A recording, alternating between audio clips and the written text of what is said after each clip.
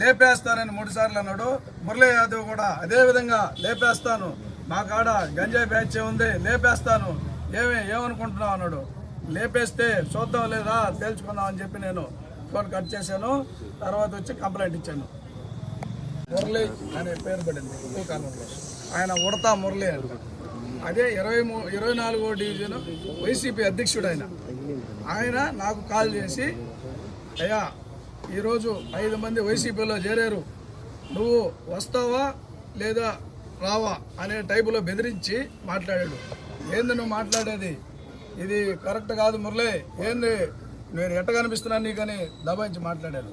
అతను మా వెనక ఎవరుండారో చూసావు కదా. ఈరోజు మేము అంతా ఆల్రెడీ మేము కల్లూరుపల్లిలో గంజాయి బ్యాచ్లో అంతా ఉన్నారు, ఆ బ్యాచ్లో కూడా మేము కూడా ఉన్నాం, ఏంది నీ సంగతి అనే టైపులో బెదిరించాడు. బెదిరిస్తే నేను ఏం చెప్పానంటే, మురళి ఇది పద్ధతి కాదు, ఆల్రెడీ నువ్వు ఈ విధంగా బెదిరిస్తున్నావు, నువ్వు నీ సంగతి ఏంది అనే టైప్లో నన్ను బెదిరిస్తే నేను అదేవిధంగా ఏం చెప్పానంటే, మురళి పద్ధతిగా మాట్లాడు, నా వెనక చాలామంది ఉండరు, అదే 19వ వార్డు నారాయణ మళ్ళీ లైన్లోకి వచ్చి ఏమో నీ సంగతి తెలుస్తాను అనే విధంగా మాట్లాడాడు.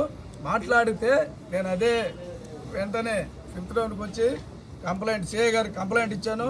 సిఐ గారికి, డిఎస్పీ గారికి, ఎస్పీ గారికి కూడా నేను మనవి చేసేది ఏంటంటే, 24వ డివిజన్లో ఆల్రెడీ గంజాయి బ్యాచ్లో ఈయన కూడా ఆ కామాక్షి సంబంధించి అధ్యక్షునిగా తిరుగుతున్నాడు.